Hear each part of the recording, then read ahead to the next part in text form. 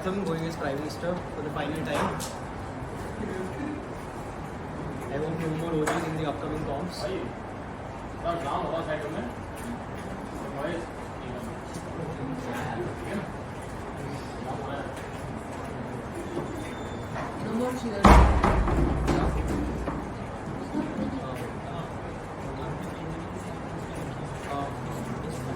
I'm not good at this, but a few notes of thanks.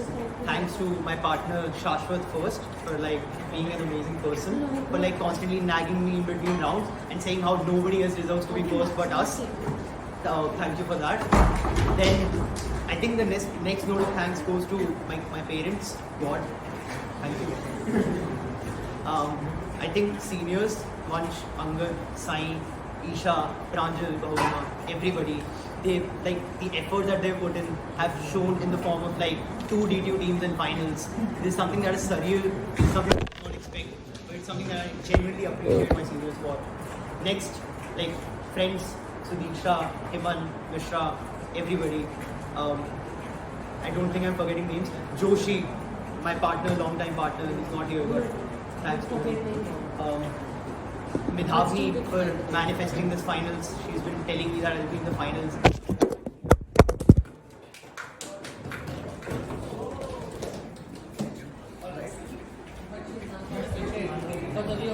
Yeah, I'm a bad person. Starting in 3. Audible? Audible now? Yes. Alright.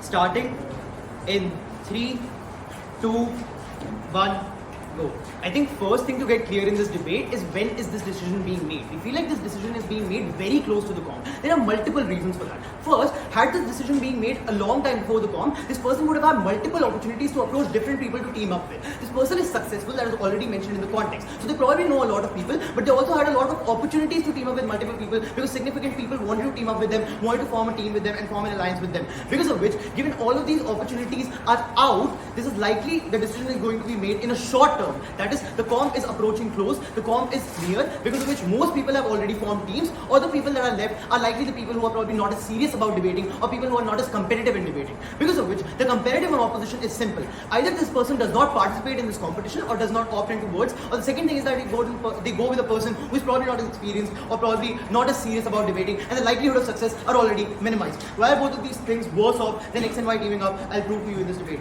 First, clear framing. Both of these people are very serious debaters. Why is that aptly clear from the beginning? Even though they have a perfectly happy relationship, they wanted things to be pitch perfect in their debating dynamic. They wanted things to be good in the debating dynamic, wanted to have some sort of mutual understanding, and wanted the efficiency to be maximized. Because of which, it's likely that these people prioritize debating a lot. Because they could have had experiences or more happy experiences if they had teamed up more times, or probably they could have gotten more time to interact with each other had they kept teaming up. But probably debating was so important that the dynamics were fucked up, because of which they probably opted out of this team. Because of which, debating is very important to them. It's probably a part of their self-worth. It's probably a part that provides them catharsis. It's probably something that they identify as the validation of their self-worth or how good they are. They judge it on the basis of their debating performance. But what's the second thing? They probably have big aspirations for these comps, right? Big aspirations to break at UADC, participate at WADC, and probably test their worth. Probably have optimism bias of doing good at these comps. Because of which, these people actively want to participate in these competitions and probably are very serious for debating.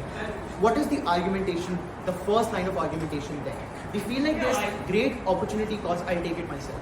There's great opportunity cost that is attached to this particular world, right? Because realize this is the last time that this world will be held online. Because of which, this is the final opportunity for this person to participate in this competition and to probably test their worth or probably do the best according to their aspirations, right? This is your dream. This is your last chance to participate. Because of which, it's very important. Opposition cannot come up and say that you can't debate with that X and Y cannot team up together because of past precedents that's negative or probably negative experiences that have happened before. There are two reasons for this. A, these experiences are probably way back in the past, because of which the recency is not as much. If the recency is not as much, the gravity of harm or the gravity of suffering that you probably had because of those team up or the negative experiences that you had because of those team up have largely been diluted over the scope of time. But the second thing is that most individuals have optimism biases, right? So even if I have adverse situations to begin begin with, I always expect things to work out. So even if X and Y are not compatible or were not compatible initially, they probably have optimism biases to believe that I might do well in this competition, this might work out, I might get a chance to break at worlds, because of which we feel like it's always likely that we want to team up together and probably likely that they go ahead and team up together. What's the comparative and why is the comparative goes? The comparative is that this person does not debate at worlds. Why is that the case? Even if they take an amateur teammate, it's unlikely because they want to do good at this competition, right? That is why they probably would not opt in to go with just anybody. That is why the likely comparative is that they do not participate at all. Why is that bad? And here's where the argument of regret becomes important. We feel like regret is something that is maximized on their side of the house, right? Why is that the case? Most individuals this is the argument that you usually run in agency also, right? We want individuals to have opt-in because at least when their negative consequences occur, or at least when there are repercussions, they at least have the ability to rationalize them by saying that I actively opted into it. This wasn't something that was out of my control. This wasn't something that was completely random that I had no say about. On their side of the house, when you cannot actively when you cannot actively experience what probably the experience could have been like of debating at words, you actively regret the choice of not participating because you're always in the what could have been you. Oh, I might have done good, I could have done better, I probably could have broken at words, but I did not do that. Why is that bad? This keeps on compounding over time, right? Because as more and more time goes by, you keep on brooding over it more and more, and probably think of multiple alternatives or multiple branch outcomes that could have happened. Because of which, the ability for you to regret it is something that keeps on increasing over time. But the second thing is that if the worst case is that your relationship with this partner might go bad, or you probably might have a fallout with your partner, you feel like it's still better than the harm of regret. Because regret is something that is long-termish but also it gets aggravated because of comparison. So you probably see your friends who perform well at worlds, you probably see people that you know from the Indian circuit doing well at worlds. Because of which, not only is your regret of not participating at worlds aggravated, but it's also something that you actively compare yourself with other individuals, because of which it becomes bad. On a comparative, relationships are not as bad, or probably fallout in relationships is not as bad, because not only do you have multiple avenues of going into other relationships, because of which the ability to move on is better, but also the ability, the happiness that is accrued from relationships is largely temporal, right? So the relationship that I currently have is something that I value so much because it's most proximate to me. If I move on to another relationship, that relationship will become important, and so on. The problem is that this opportunity of words is something that is a single opportunity that won't come again, because of which there is no ability for you to make amends.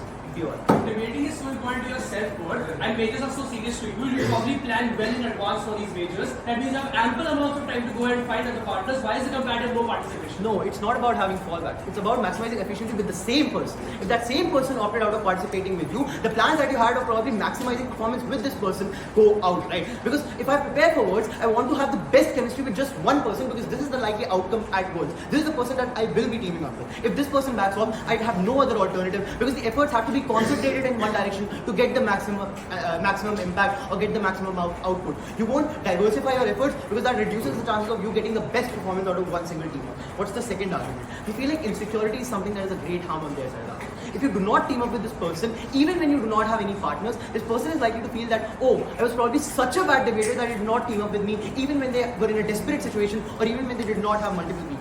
What's the harm of that? The harm of that is not only the current relationship becomes worse off, so the chances of like fallouts in current relationship or constant fights in this relationship, but also trust issues in that relationship because of like no idea of your self-worth. So you probably think that my partner doesn't respect me as much, or the amount of trust that I vest in my partner because they disrespected me or probably do not consider me worthy of them is something that is a harm on their side of the house, because of which the relationship progressively becomes worse off and the relationship is marred on their side of the house.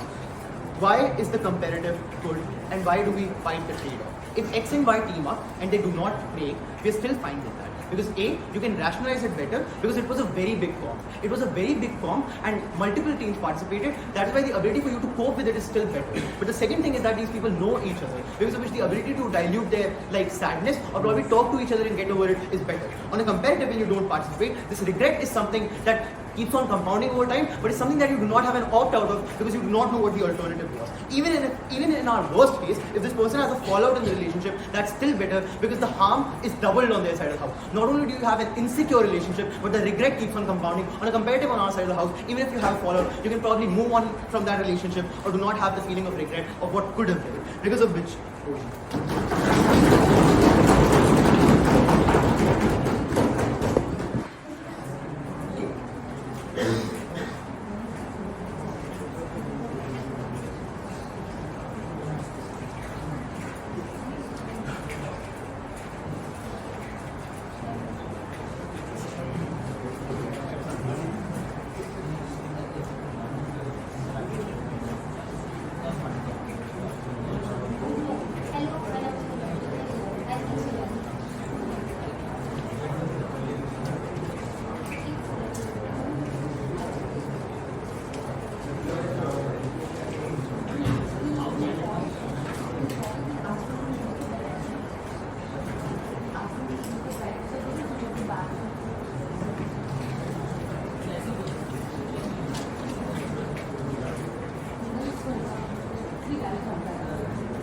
ओसी एक काम करना है. Can you reduce the brightness of the background? Because what is happening is it's creating a contrast, and the light at the background is brighter than the light falling on the person, so they look like a silhouette. हटाई दो, वैसे भी trophy के कारण दिख भी नहीं रहा था. और ये पूरा वो बंद कर दो, डिस्प्ले स्क्रीन भी ऊपर कर दो. Also, those first row of lights will switch off. No, it'll become actually darker. Let the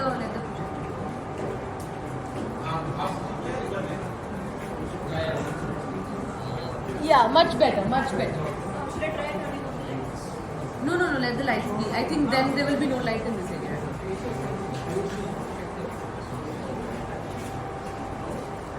You can probably switch off those black lights.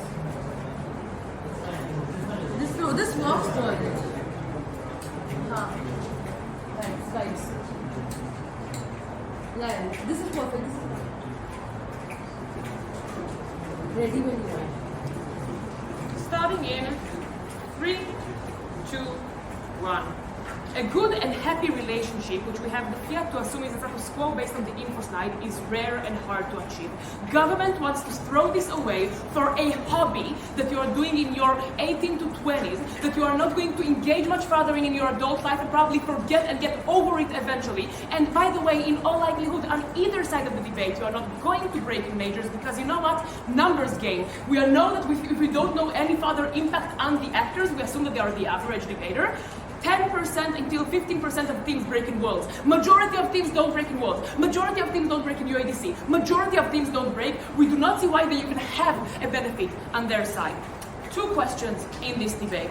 Firstly, what's best for our relationship, which is the more important question. Secondly, what's better for our success at majors, we'll win that as well. Few points of extended rebuttal. Firstly, this must be very last minute because your partner dropped out on you, so you're not going to find a good partner. Few things on that. A, the ACAs clarify that there is at least 1 month. Secondly, what kind of a dickhead partner would abandon you so fucking last minute?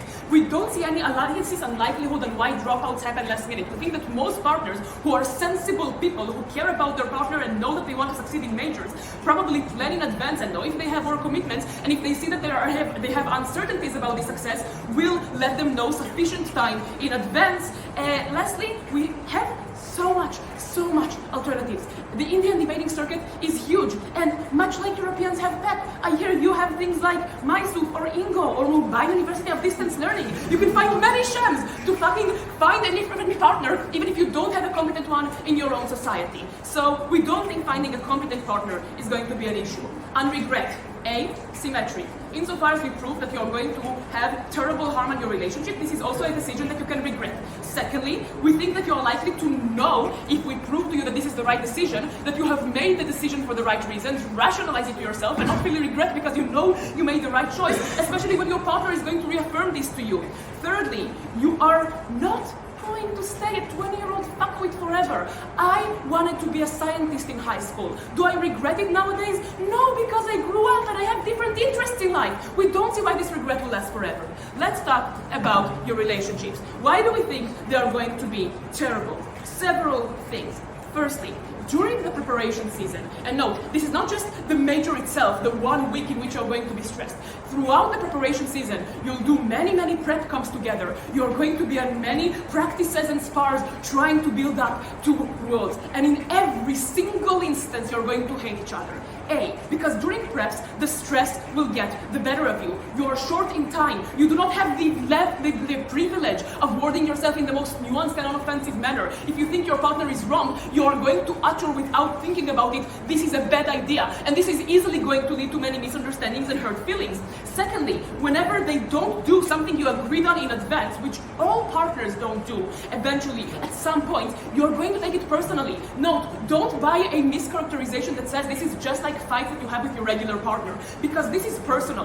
When Tamar in Worlds did not always do what we agreed on, I accept it's a mistake because it's not that deep. But when it's the love of my life who does it, this is when I feel like she disrespects me. They are saying they are not doing what we agreed on because they think they know better than me. This is when I cannot not take it personally. It also means that whenever I say criticisms of them or they say criticisms of me, which will always happen because good partners do this to help each other grow, it's more likely to be taken personally and be accepted in a wrong way. Fourthly, it also means that you're much likelier to blame each other for your mistakes, because when you are going to lose, you don't want to take the toll on yourself, ever, but especially if it's your girlfriend. You know why? Because accepting that you're the one who fucked up means not only accepting that you're the worst debater in that situation, it means as a subconscious implication that you are letting them down as a partner. It means that they are punching down in your relationship. It's so hard to psychologically accept. You're much likelier to rationalize why it's their fault and going to get into many fights. Note, you cannot get through this through communication. You can't easily separate their debating persona from who they are. Because it's going to be massive exposure, large chunks of your interactions, for every single day for a few months until you do worlds, so many hours, you're going to associate your interactions with debating with who they are. Secondly, because debaters, and especially competitive debaters, tend to largely associate their self-worth with debating, it gets personal. They can't just communicate their way out of it.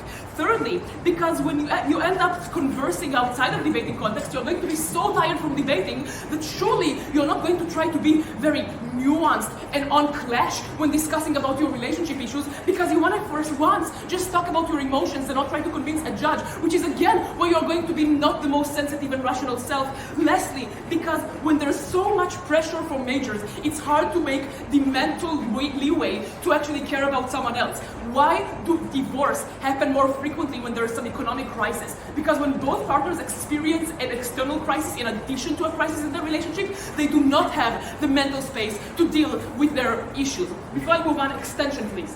Why is the journey towards the major always likely to have a majority of negative experiences than positive bouts of achievement that you can also feel? Because of literally 5 minutes of analysis I just gave. Listen, Rito. Let's get to the second point. Why do we think there's better success with each majors as well on our side? Look, a partner that is your spouse is not a good partner to do well with you in majors. And we know also that in the past it has proven to work less well. Why is this likely? Because it is so harder to criticize each other. You feel like you are walking on eggshells at any interaction when you're trying to say, what should we work on? Tamar, I think you need to stop rebuilding so much because I already proved stuff. Hadar, I think you need to stop praying so much because I can do it in my speech. I cannot do it so easily with a boyfriend or girlfriend if I fear hurting them. Secondly, because it means that we are too biased to see precisely what's the right things we need to work on each other in. When I have a partner that I have a professional and friendly relationship with, I can identify their weaknesses and strengths in debate quite well, and they can identify them in me, and we can help each other grow. But when I have a partner that I have pre-existing conceptions about them outside of debate so much because of the relationship, I will misidentify what we actually need to work on. Thirdly, because based on everything I've proven so far, you'll run into so much more fights, and fights waste time in prep. Fights lose focus during the debate, harm your attention, harm your collaboration, harm your ability to agree on one extension together. This is when you're likely to fuck up your majors and fuck up your relationship. Beg you to oppose.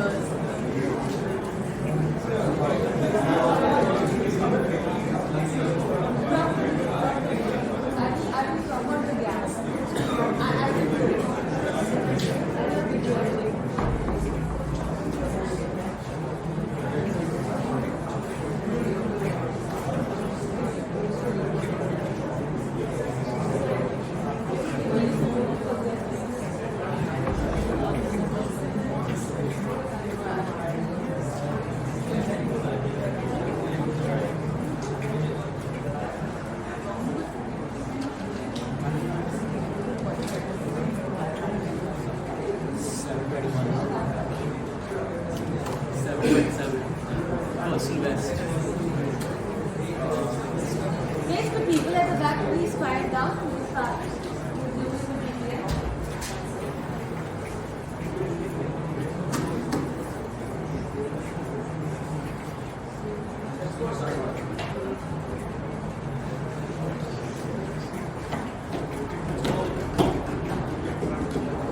Alright, same stuff. Thank you to my seniors. They had a bet. They said that they want me to become competent in like 2 months or so in February. I hope I've satisfied them by reaching the finals. Pratham for teaming up with me in DU. He knows how tough it is to break with me in DU. And next to all my seniors who aren't here, I don't know. Oh, Isha's here. Okay, Isha's here. Sai, Pranjal who isn't here. All of my friends who are not here actually, they left. That's pretty much it. I won't be thanking my parents again. However. Alright. You are preference? Don't stand up or vocalize it, I'll take it myself. Don't be annoyed. Don't laugh. Hey, you laugh. It's fine.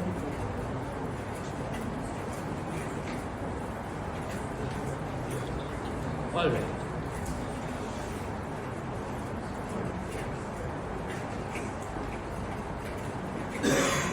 Starting my speech, 3, 2, 1. First, we're taking out alternatives.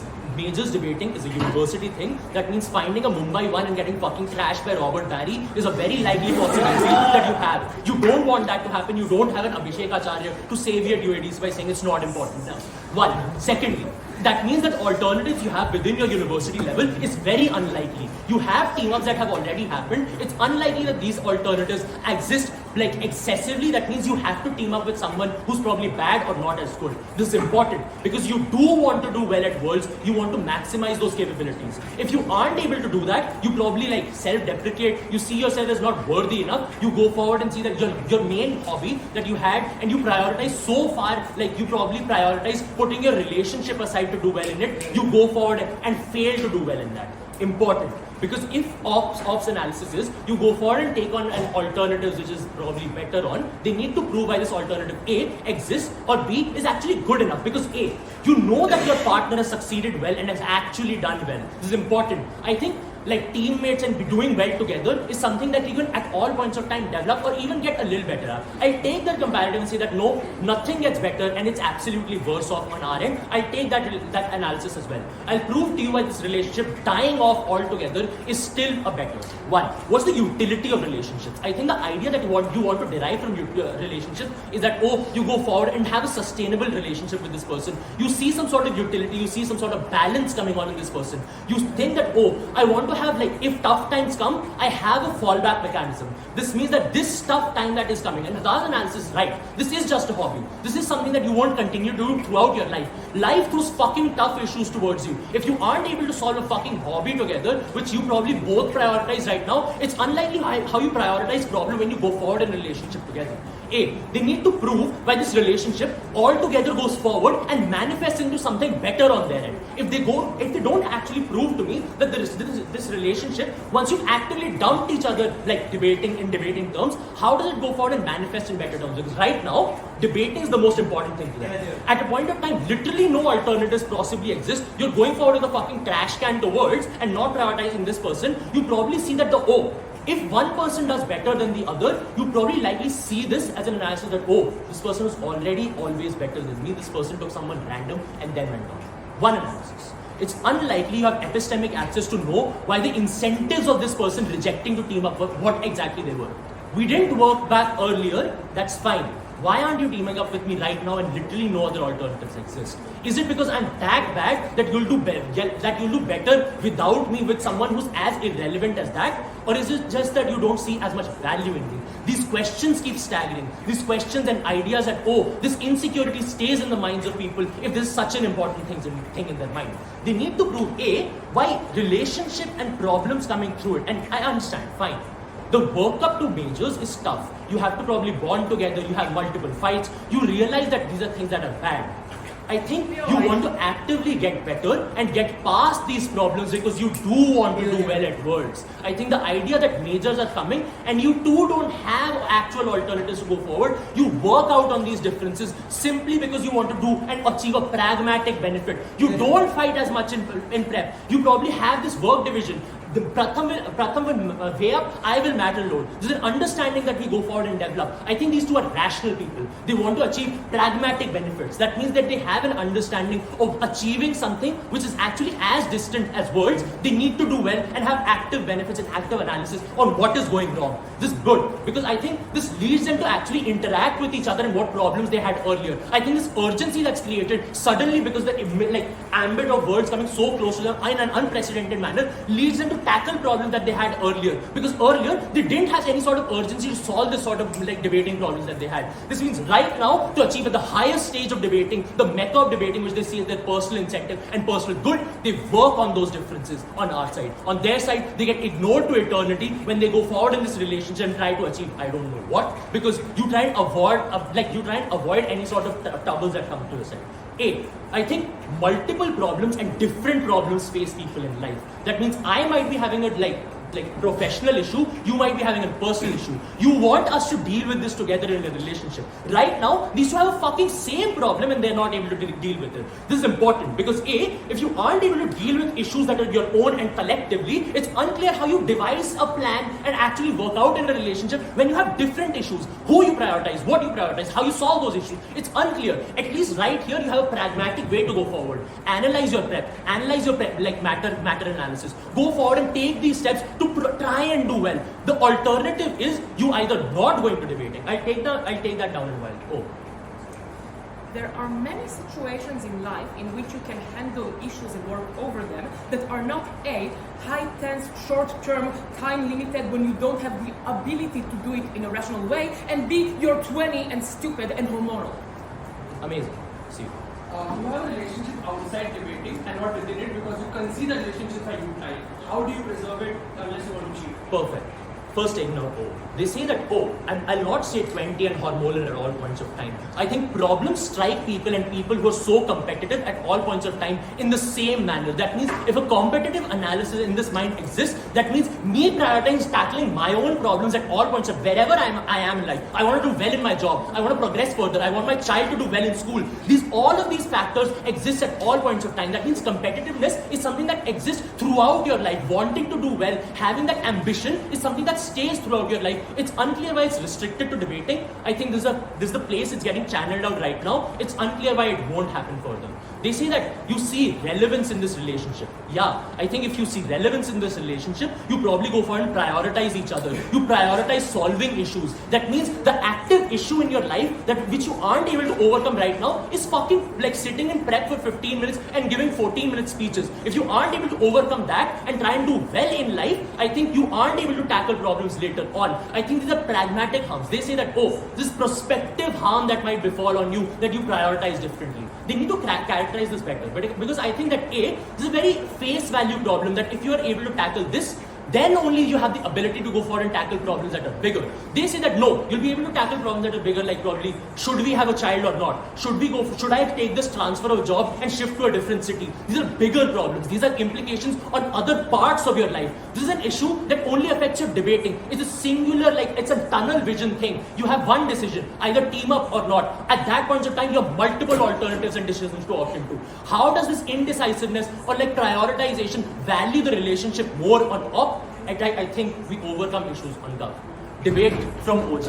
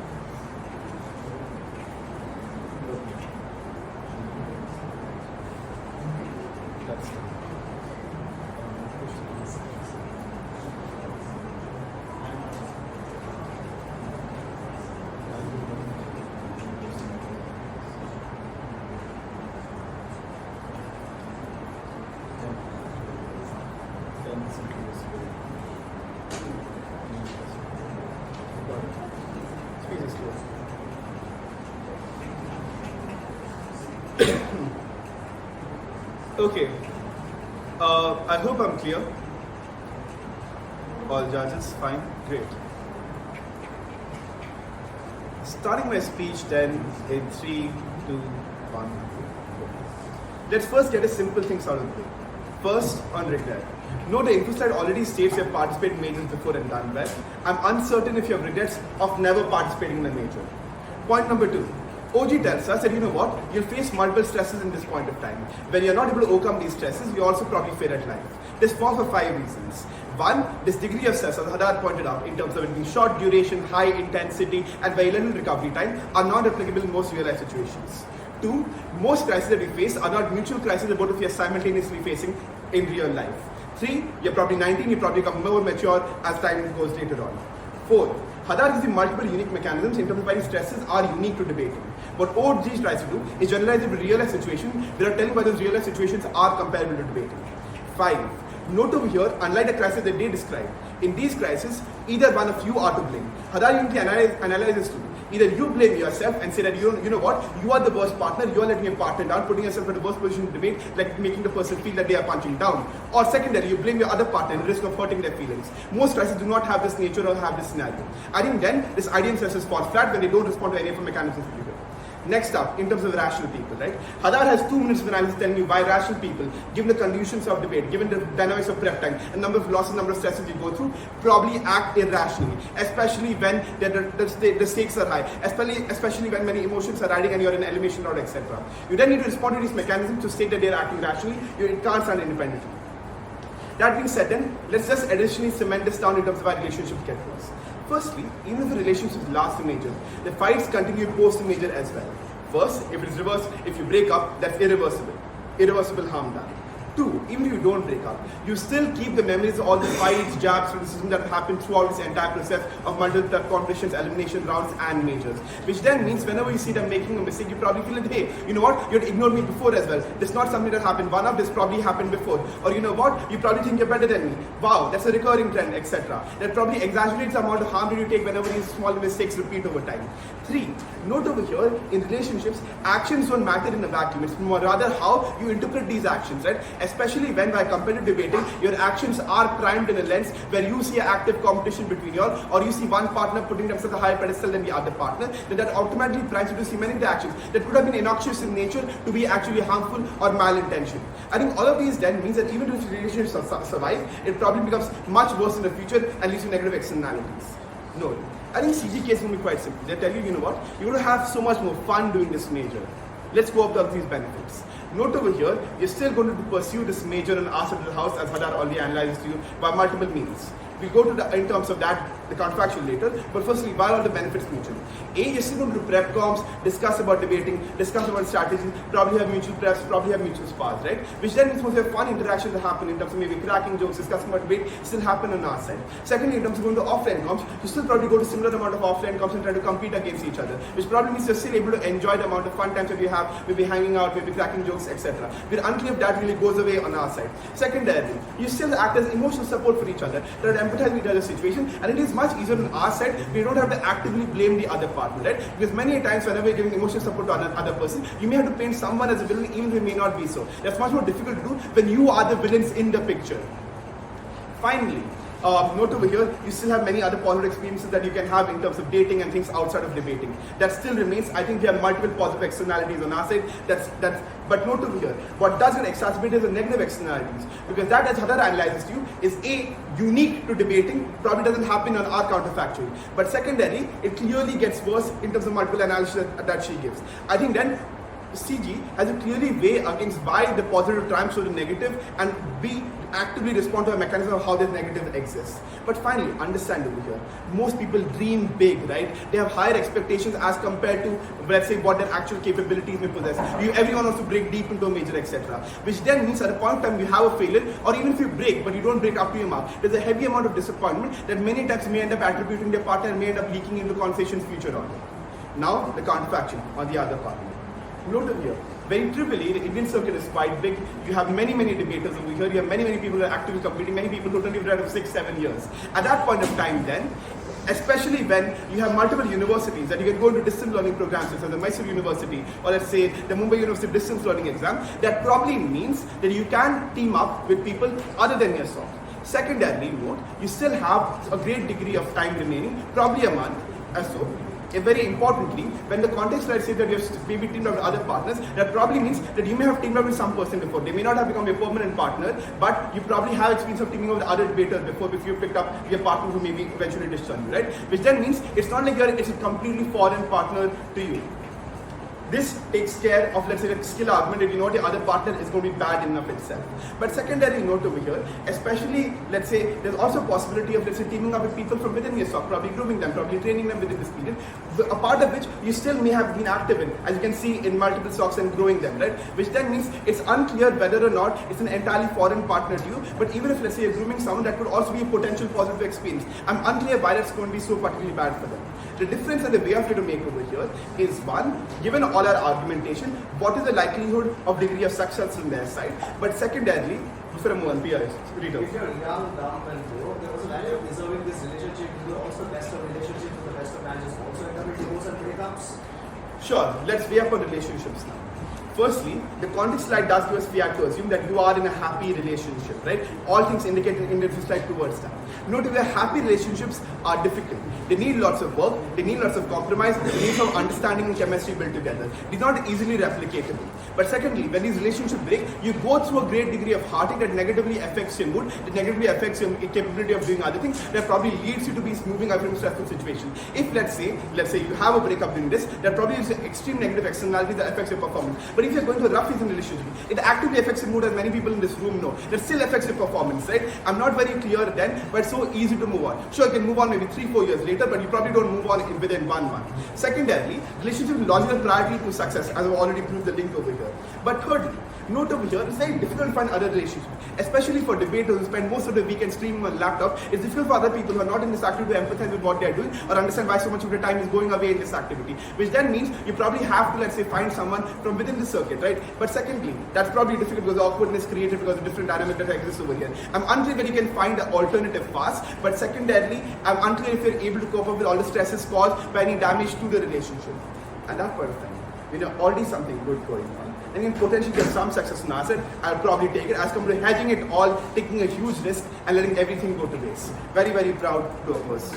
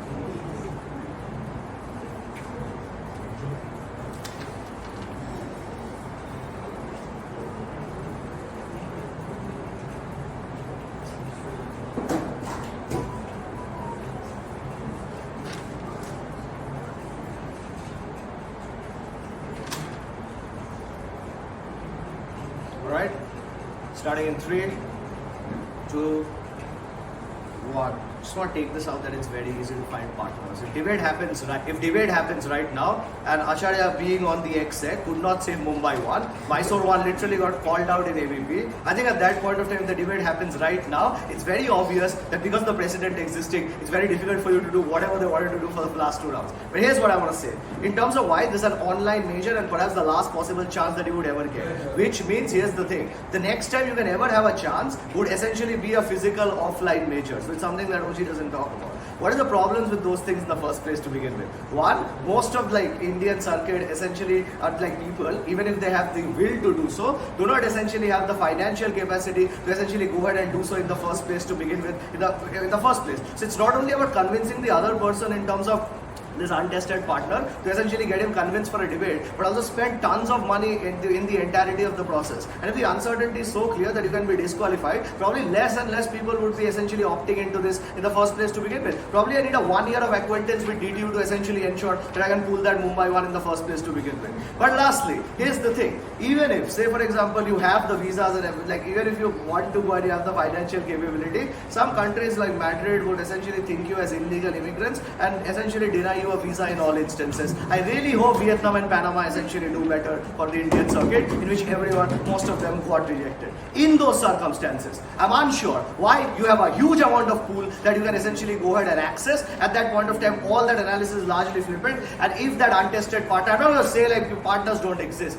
That untested partner is not going to be skilled. That untested partner is more likely to be one on the fringes, one you have not essentially case prep with, and one essentially you have to compromise on the ability at least of an individual. That's the comparative. I'm not going to say not going to find a partner at all, but probably that partner, because it's the lowest common denominator you would essentially go for, it's very difficult for them to essentially comply. It takes out in terms of the access why it's not likely to happen. Secondly then, I think the entirety of push from opening opposition is to say, and this is where Acharya concludes this speech, it's a happy relationship at the end of the day. That's why the entirety of it, they want to preserve it in the first place. If the relationship is so happy and essentially has all kinds of mutual understandings that would end up in a happy relationship, because I don't know how else way to define this in the first place to begin with. Which means the amount of stress that essentially is put across tournaments. And note, they haven't broken at any majors before. It's not there in the info slide. It's more likely that they have done tournaments before and essentially have prepped with them in the past. Which means probably a lot of things are, I would say, entirety of debating largely occurs on team dynamics in the first place to begin with. Which means then it's very difficult for you to essentially ensure that with this 1 month or 2 months, whatever they have, it's very difficult for you to essentially ensure that you get that amount of dynamic going. This is a few reasons which I think OG doesn't give. One, I think majors are incredibly taxing in terms of 9 rounds that you have, which means all rounds have different themes altogether, ranging from IR to philo to, say for example, random finance motions and all of that stuff, which means your case prep a lot to essentially ensure that you're able to go to that major in the first place to begin with. There's a first structural harm that you won't be able to generate a case file or a matter load at the end of the day to essentially go ahead and do so. Not like you're always going to break, but still I think breaking at comparatively ABP or something is comparatively still easier. I don't think everybody wants to reach a world's final at the end of the day. So I think in those circumstances, I'm not sure if people have such high ambitions that perhaps they would fall out and the probability is so low to break at those majors. I'm not sure. Lastly then, I think in those circumstances, the amount of case prep that you essentially do, the amount of team dynamics that you build. But all this activity is largely like a sport, which means you largely learn from experiences that have happened, which is the kind of cases that you run for the next time, or the kind of judges that you cater to,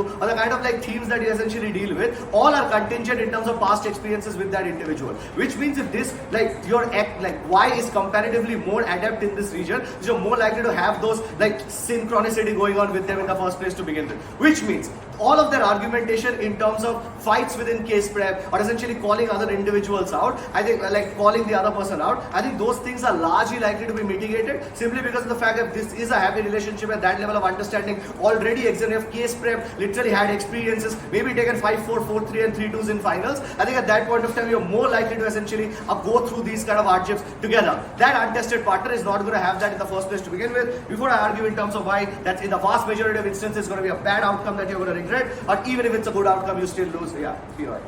Your girlfriend will not have it to begin with either. You are not prepping together for majors before. You had a partner who dropped out. This is entirely symmetric.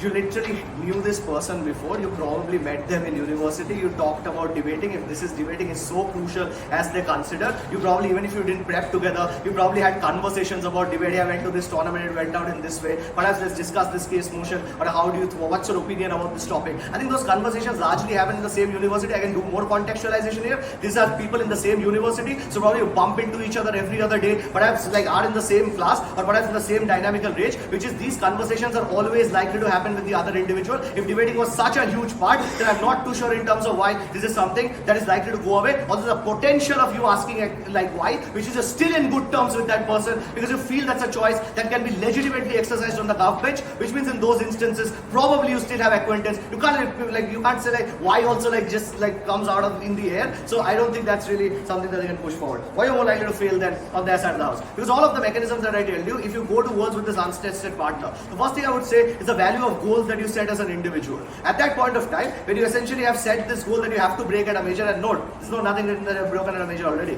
People value that a lot. People feel that is perhaps what they need to reach self-actualization or essentially be successful in this activity. That's why you show in and out for each and every tournament. You pay these huge amount of reg fees and essentially come over here. Which means to say these are goals that you value as an individual, but also goals that you value with someone that you started out in the first place to begin with. Which means vast majority of instances when you don't have the team dynamic going on with this individual or this untested partner, you're not likely to essentially break and have a bad time at words, and also like go ahead like enter into skirmishes essentially with this individual because you don't trust them enough. When that case prep doesn't go right, it probably is going to go down south simply because you have very less experience to deal with, say for example, a mood swing or deal in terms of when they don't agree with you. Which means even if you succeed, why regret still exists? Because this goal had been set not like in the air in terms of a major as Acharya claims. It's set with that individual that you want to break the major, as the info slide says. Which means even if you break that major or you have got through, I think at that particular instance, perhaps when you come back and hear that story, that level of vacuum will still remain. That perhaps I could have done it with this individual. Perhaps that asymmetry would come into that relationship now, that perhaps this person now has that ultimate credential that we set out for.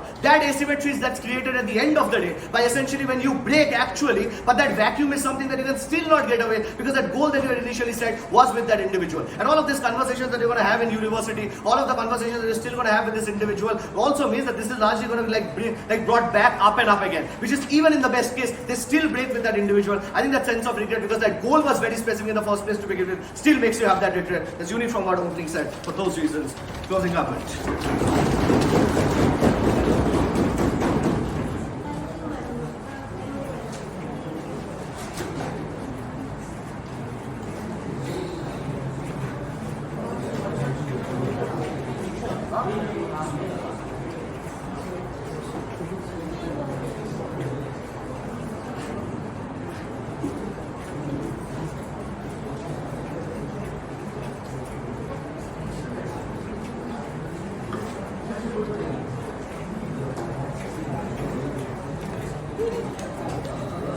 Before I start, I'll just say Jai Shriram and NAraiNA station.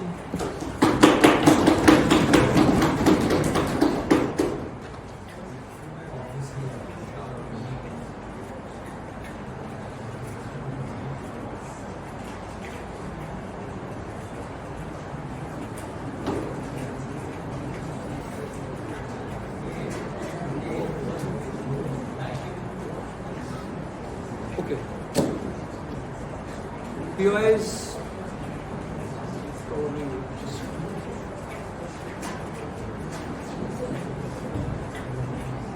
3, 2, am I audible?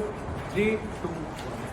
If CG's case is correct, then presumably any instance of failure is going to unlock massive amounts of regret simply because the amount of investment that you put into this person and the amount of aspiration that you dreamt with this person, at the point at which all of that is constructed, any instance of failure is going to incredibly harm this person for all of the reasons that Hadar gives to you. The problem is that they never explain as to why this is going to stick with you to the extent that you're going to remember it forever. There are 2 reasons as to why you cling on to negative experiences significantly more than positive experiences. Why is that the case? The first is that you have a confirmation bias towards positivity, which is to say, in the vast amount of of cases, at the point at which you want to have future positive experiences, what you probably do is that only think about the negative experiences right now because some harm was caused to you, which is to say that you do everything so that it does not happen in the future, i.e. you have an incentive in the future to minimize harm, which is to say that the only things that you think about right now are about the negative experiences. But secondly, you also care about things like survival instinct and the idea of surviving in the circuit or probably doing well in the future rounds of worlds, which is to say that the negative feedback that judges give to you is probably going to stick with you for a significant amount of time, or at least for the duration of the worlds, simply because we think that you want to do better for all of the reasons that Gov gives to you as to why debating matters. The conclusion of this is that all of the regret that you talk about is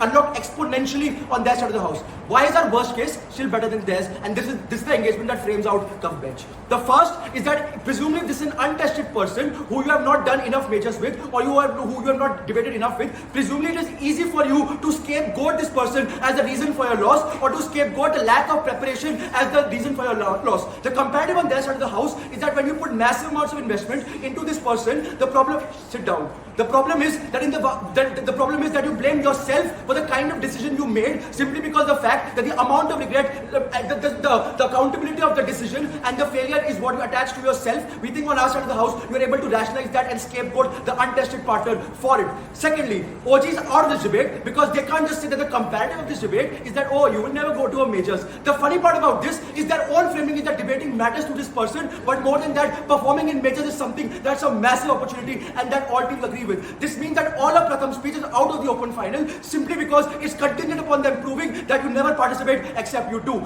Let's talk about the extension then from closing opposition. First, let's talk about the characterization of the Indian circuit and why the Indian circuit pushes massive amounts of toxic standards onto individuals. Because their idea is that the notion of success is collective and you do it with a partner. Our idea is going to be, in the vast amount of cases, it's an individualistic notion of success, which means you want to individually do well. First, we think Indian circuit is inherently very decentralized, which is to say that you go ahead and debate in pockets, i.e. there is no centralized system of you evaluating yourself with someone else, which means that the only objective criteria in which you judge yourself onto other people is the amount of majors breaks that you have had, simply because majors breaks hold massive amounts of utility in the Indian circuit. I think this is true for two reasons. One, DU debating circuit has so many tournaments every weekend that the utility of winning in India doesn't matter anymore, simply because a lot of people are already winning a lot, but also because of the fact that there is a product of some random verdicts or bad verdicts, and you do not attach the notion of wins to the notion of wins in India, simply because it probably has lots of bad judges. I think North India is terribly bad with people judges anyways.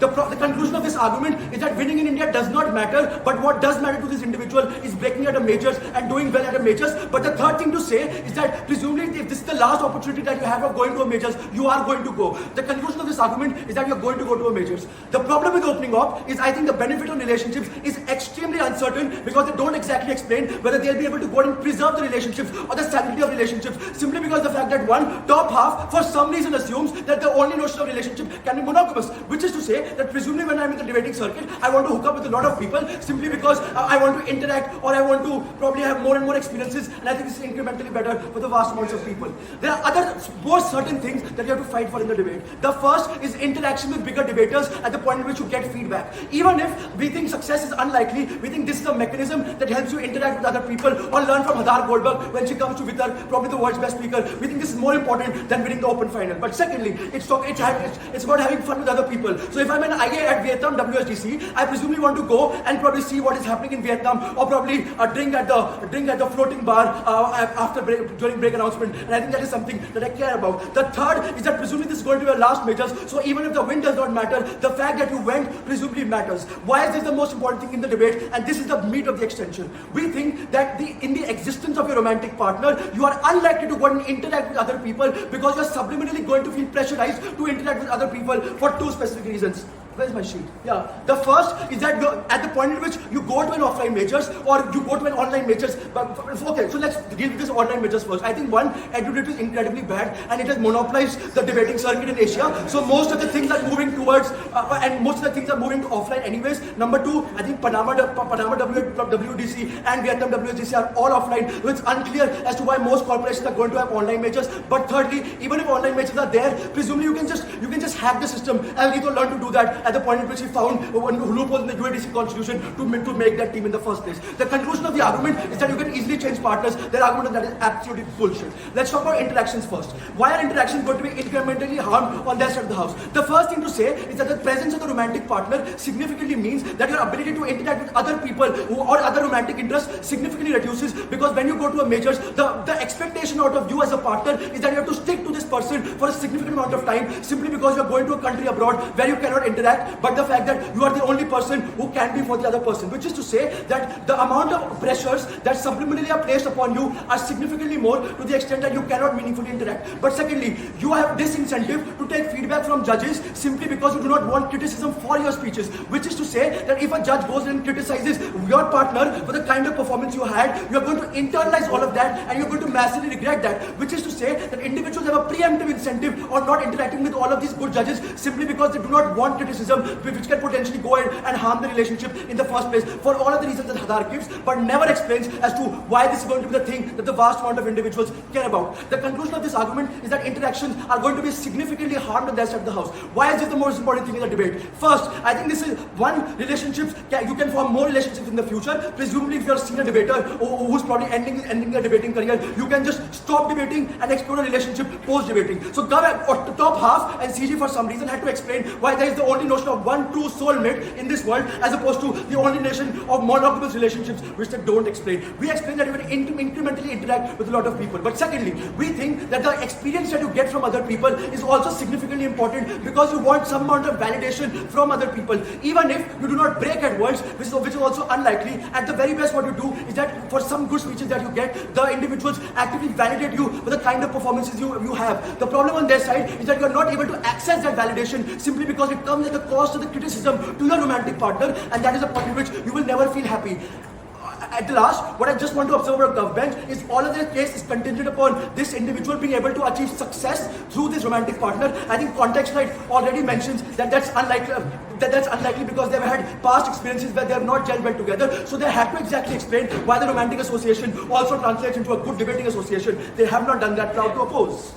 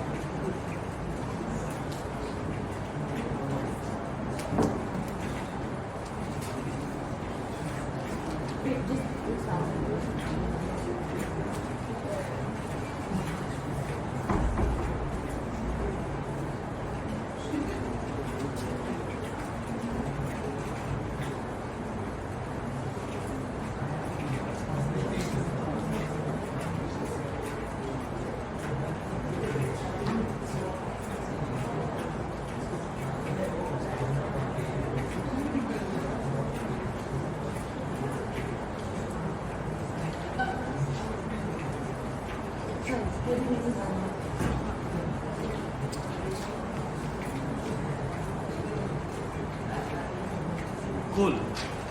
Opening, I'll last around 5. It's fine. Starting in 3, 2, 1. The first thing I want to do is take out CO's really weird idea of interactions being the most important thing and how that works. 3 things to note here. Firstly, if you're with a happy partner in the first place, I think you're likely to go out and have more interactions in an offline major. Why is this true? If you're in an offline major in an environment of stress and competition, the fact that you have a fallback mechanism in terms of partner you can talk to at the end of each day after a round is something that's very, very important that can actually allow you to talk more. Second of all, there's this really weird assumption on that case that if you have a partner, you can't talk to other people. The fact of the matter is, you're a debater. If you're a debater that cares about experiences that Vansh talks about so much, your partner's probably fine with the fact that you talk to other people in the first place, because the point of an offline major is to go and have conversations with a lot of people. Third, and this is the funniest, Vansh says, you don't know why monogamy is likely to be assumed, and then assumes monogamy, and then says that because you're monogamously attached to one partner, you can never talk to other people in the first place. I'm not sure if both of those can be true at the same time. What is the other thing they say? The other thing that they say is that major breaks are an objective criteria that have to be applied and that holds importance in people's lives. First of all, I think in circuits in general, achievements have less to do than your friendships and your communication and recognition within the circuit. That is to say, even if Vansh has no major breaks, everyone in DU loves him because he's just a good person. That means that only your objective achievements to actually give you that kind of achievement in the first place, I think recognition has a lot more to do with it. But they never also go ahead and prove about why majors are like accessible in the first place, right? I think our extension like just takes them out preemptively overall, because even if majors that are offline have all of these wonderful benefits, I don't think they ever structurally give you reasons why people can ever access them in the first place and why they ever actually manage to get those benefits, even if they really want to. They have to respond to the mechanisms there. I think CEOs are out of this debate. What is the one response they give to us? The one response they give to us is that you prioritize negative experiences. The first thing to say is that you don't care about just these negative experiences in the long term, right? You're probably fine with those negative experiences because that you get other experiences over time. So I'm not angry with Vansh for giving me a loss in polemic finals because I just like Vansh for the person that he is. That means there are other interactions that exist within the circuit. Even if these people give me a loss in finals, they're still great people to talk to, and you care about that kind of socializing value, that experiential value that you get from debating generally, and you're not likely to therefore focus and hyper-focus on negative experiences as a whole. Okay. Like that just like I just don't see where they go with that idea generally. What am I going to do then in this speech? First, they're talking about why there's this weird like lack of clarity in opening and how we break that. Secondly, they're talking about how we flip host premise and why we then win the round. And yeah, okay. First of all, what happens on top half? On top half, they just come in and say that, hey, you go with an untested partner or you just drop out of the major as a whole, and that's really bad. Or they come in and say that, hey, you're going to be successful in the first place because you're going to like get someone to do it with generally. I don't see why either of those are true, because so the info slide very clearly says you're going to go with an untested partner. I think Rita gives enough reasons to talk about why that's true. I think the reason we're then able to break this backlash is that we're then able to talk about why you're likely to actually go for a major and actually go for an untested partner, right? It's because there's such large value that exists in terms of aspirational value of majors in the very first place. I think in the minds of people, like the people who are coming up within the Indian circuit, you care about doing well at a major because that's something you can reflect upon within the long term. I think that explanation of what we're able to do is why you're actually willing to go ahead and do that major generally. I think that just means that the framing issue that exists on top of in terms of they never proving why you actually don't get success, like why they like O never proving why you don't get success, and OG never proving why you actually go ahead and drop out of the tournament. You're able to actually tell you and establish the comparative that's uniquely coming from CG. Second, let's hit substantively with O. The one observation I have on O is that O's framing is that you're 18 and 20 and every 18 to 20 year old is an absolutely young, dumb and broke person. Probably a relationship has no value in the first place. The debate has to happen in a frame where the relationship probably has some particular value and your ability to do well in that major also has some particular value. What do we bring to you then that uniquely flips that premise? The first thing that we talk about is the fact that goals are important and you value the goals that exist within debating. When you started off as an Indian debater, you never thought that you could break at an open tournament. But the fact that you want to actually go ahead and break at an offline major or an online major, even if you can't break at an offline major, is something that has an immense amount of value. This contests the idea of rationality. Because they just come in and say, rational people get really angry and angsty when they're within bounds. If you have that goal in mind and if you know what you have to do in order to get that achievement, as a rational person, you probably want to focus on your goal and go ahead in the first place. That is why a lot of people who probably have a lot of interpersonal clash with each other, even former partners, can team up and do extremely well in rounds as a whole. I think this structurally proves that you're not likely to fight to a larger extent because you can rationally walk past your differences and focus on the common goal that the both of you have. The second thing that they then talk about is stress and how you're going to be stressed to a very large degree.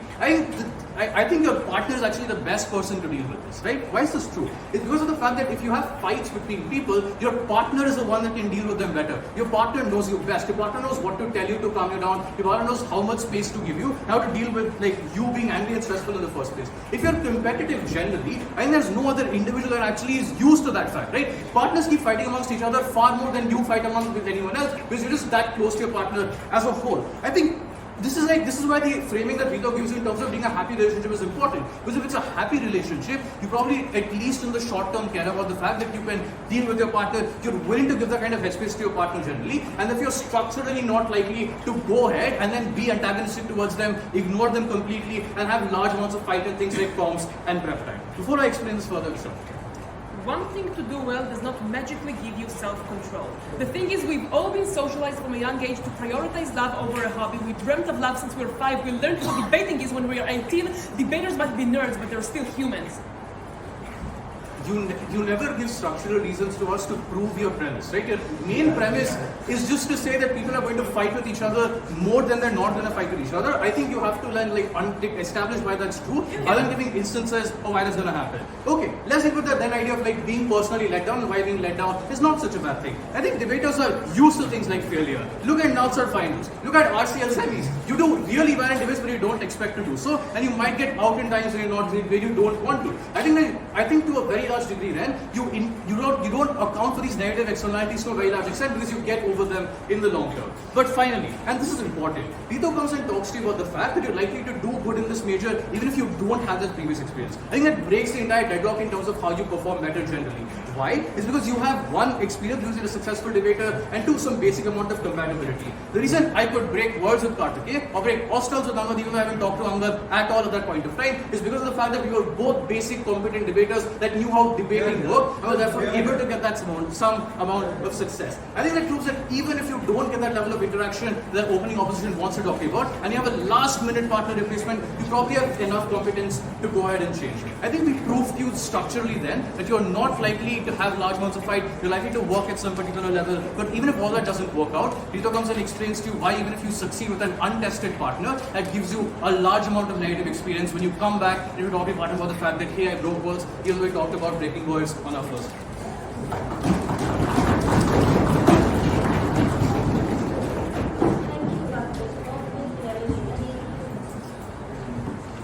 This tournament had no fans, so cheers on that as well.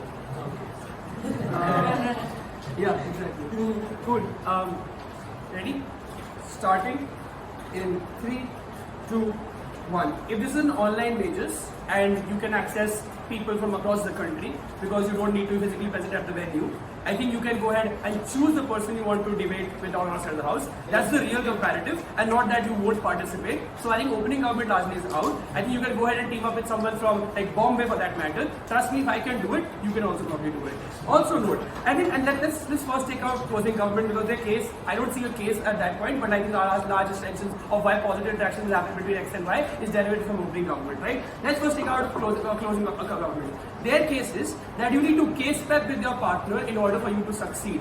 Note that all it takes is one RPMD finals loss to Kings for you to realize that you are not as good as teammates and you probably need to work sometimes. So it doesn't require a lot of time for you to go ahead case prep, and you can find dynamics within short periods of time as well because you can identify strengths and weaknesses within people at any point of time. Secondly, they say that ability for you to deal with mood swings is much more when you know the person as person is close to you. I would call it that's untrue, and I would give you counter reasons why ability to deal with mood swings is much better when it's an outsider. 3 reasons why. 1, I handle Rito's mood swings, so I think that should account for the analysis because this guy has insane amounts of mood swings. Second, this is more important, right? Your interaction with this person is something that's never planned, or this person is someone who's you don't have any preconceived notions about. So more often than not, you can navigate the relationship much better because you know that you don't know how this person will react. So you don't hold back punches. You rather tell them what the problem is, as opposed to on the comparative. They know the partner. You know that something might trigger them or something might hurt them. So you don't say those things at any point of time.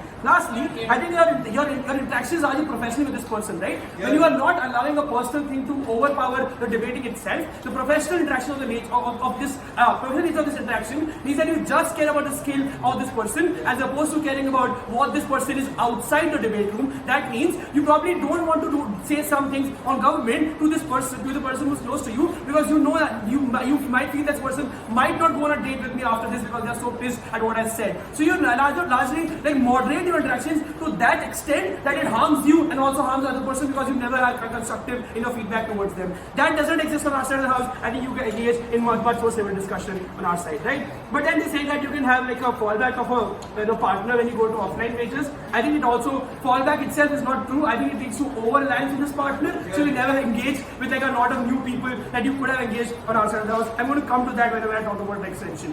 What is the extension? I want to be very clear.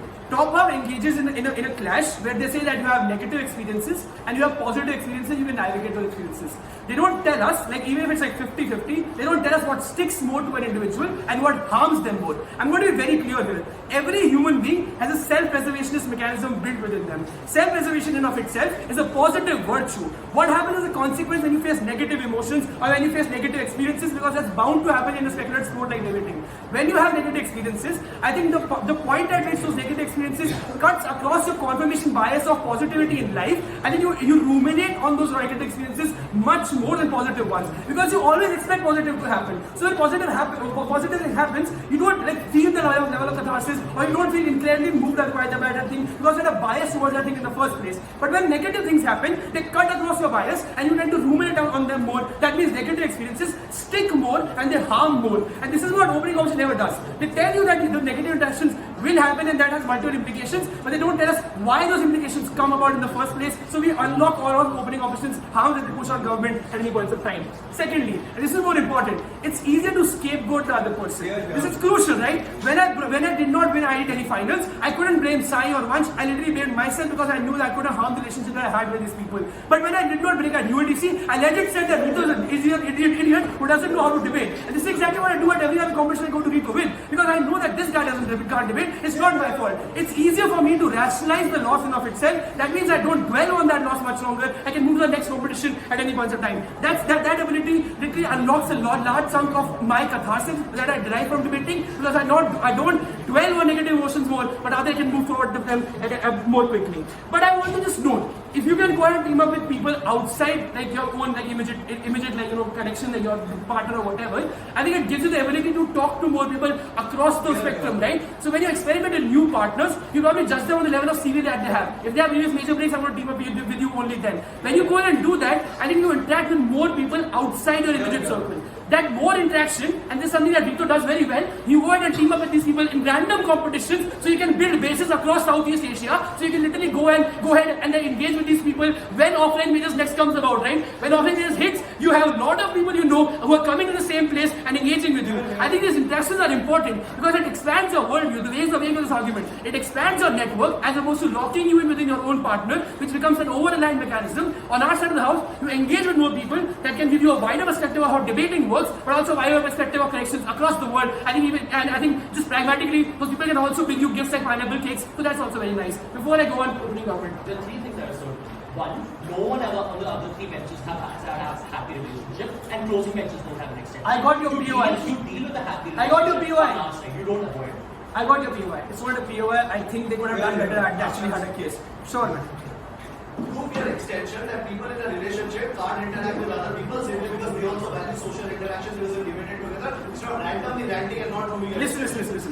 When you are engaged with this person in debating and also outside debating, you create a bubble where you lock everyone else out because you are over-reliant on them in your personal life, but also in your professional life now. That means you have no avenues to know these people because you have limited time, Rito. You can't talk to so many people at the same time. So what happens on our side when you have like in your professional sphere, you leave the avenue open to engage with a lot of people. I think it's much better off because you can now create literally bases for you across the world. That means the next time offline majors hits, which is going to happen anyway because once told you I additive is predatory in nature. I think you can go ahead and meet those new people, and those new connections are the most important thing for an individual, irrespective of whether relationships are like going to go bad or good. Why is this argument the most important? Because note, the ability for people to navigate relationships or find positive or negative experiences is very subjective. We don't have epistemic access to what X and Y are, so we don't know whether they will be able to happily or like healthily navigate a relationship or not. Secondly, winning and losing in debating is again arbitrary as fuck. So you don't know whether you'll win or not. All those things are speculative. What's certain is that on our side of the house, you create more interactions just on scale because those things matter more to you and that's like more certain impact in this debate. That is why closing option takes the debate. Over opening option is very simple. They don't tell you why those harms necessarily are going to stick more. I think we don't do that necessarily on our side of the house, but also tell you that scapegoating and rationalizing that in the first place is much better. That's why I take it over opening option. For all those reasons,